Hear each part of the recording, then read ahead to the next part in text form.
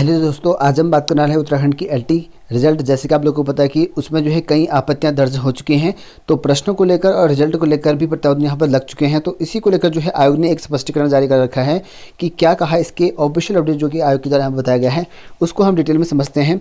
तो चलिए शुरू करते हैं आज की इस वीडियो को। और अभी तक सब्सक्राइब करके तो प्लीज़ कर लेना, साथ में घंटी वाला आइकन प्रेस करना वरना इससे जो है अपडेट मिलते रहेंगे चैनल से। तो देख सकते हैं दोस्तों कि उत्तराखंड अधीनस्थ सेवा चयन आयोग के द्वारा 6/1/2022 को यानी कि आज जो है संवाद 193 के द्वारा यहाँ पर सहायक अध्यापक एलटी परीक्षा परिणाम पर जो है आपत्तियों के संबंध में यहाँ पर जो है कुछ कहा गया है। और इसमें यहाँ पर बताया गया आयोग के द्वारा कि प्रिय अभ्यर्थियों अवगत कराना है कि आज आयोग कार्यालय में जो है कुछ अभ्यर्थी आए जिन्होंने यहाँ पर जो है सहायक अध्यापक एलटी व्यायाम यानी कि जो शारीरिक परीक्षा विषय के लिए जो है कई प्रश्नों पर जो है आपत्ति दी। और यह भी कहा है कि आयोग ने जो है परिणाम पर जो है आपत्तियां मांगी हैं। और वहीं यहाँ पर कहा है कि अतः प्रश्नों पर जो है उनकी आपत्तियां जो है स्वीकार की जाए, ऐसा यहाँ पर कहा गया है। और इस संबंध में जो है सभी अभ्यर्थियों को जो है सूचित करना है कि किसी परीक्षा में जो है परिणाम जारी होने के बाद आयोग द्वारा यहाँ पर परीक्षा परिणाम पर 15 दिन के भीतर जो है आपत्ति का जो है यहाँ पर अवसर दिया जा रहा है। और इसका अर्थ ये है कि परिणाम में जो मेरिट क्रम में दिया गया है उस पर कोई आपत्ति है तो प्रस्तुत करें, या फिर कोई अभ्यर्थी ऐसा है जिनके प्राप्तांक अधिक होने के बाद भी जो है उनका नाम जारी मेरिट सूची में जो है नहीं आ सका है, वो जो है अपनी आपत्तियां यहाँ पर जो है दर्ज कर सकते हैं, इस तरह का बताया गया है।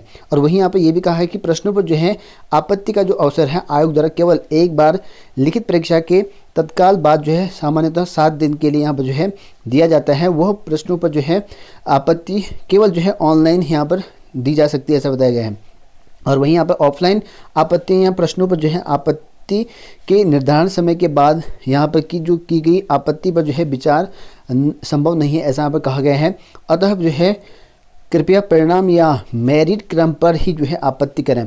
तो आयोग का कहना यह है इस माध्यम से कि आप सिर्फ जो है परिणाम पर, अगर किसी का मान लो किसी का 56.5 नंबर है और मेरिट गई है यहाँ पर 54 गई है, तो उस पर जो है आपत्ति दर्ज कर सकते हैं। और मान लो किसी की रिजल्ट क्रम में गड़बड़ है, ज़्यादा वाले को नीचे रखा है और कम वाले को ऊपर रखा है, तो आप आपत्तियां दर्ज कर सकते हैं। प्राप्तांक को लेकर यहाँ पर आपत्ति रिजल्ट के क्रम को लेकर आप आपत्तियां दर्ज कर सकते हैं, न कि प्रश्नों को लेकर ये बताया गया। यानी कि अगर आयोग ने जो फाइनल डिसीजन आंसर की जारी कर रखी है उसी को जो है सही माना जाएगा, चाहे वो गलत भी हो आंसर तो उसको जो है सही माना जाएगा। आयोग का फाइनल जो आंसर की आती है उसी को सही माना जाता है। तो इसीलिए आप इस बात को समझिए कि क्वेश्चन पर जो है कोई भी प्रत्यावर्तन नहीं करना है, बल्कि अगर क्वेश्चन के अलावा जो मेरिट क्रम में या अभ्यर्थियों में कुछ गड़बड़ी हो तो उन पर जो है आप प्रत्यावर्तन कर सकते हैं, ये कहा गया है। और जो व्यायाम शिक्षक वाले जो अभ्यर्थी थे उनके द्वारा यहाँ पर बताया गया है कि कार्यालय में वो गए थे और उन पर जो है आपत्ति दी, कहा है कि उन्होंने जो है प्रश्नों पर जो है आपत्ति स्वीकार कर दी जाए, ऐसा यहाँ पर कहा गया है। तो प्रश्नों पर जो है आपत्ति स्वीकार नहीं कर दिया जाएगा, आयोग ने ये स्पष्ट कर दिया है। अतः जो है आप प्रश्नों पर जो है आपत्तियां दर्ज नहीं कर सकते हैं। अगर रिजल्ट में गड़बड़ी लगती है तो आप उन पर जो है आपत्तियां दर्ज कर सकते हैं, ना कि प्रश्नों पर। तो इस तरह का जो है अपडेट जारी कर रखा है आयोग के द्वारा आज।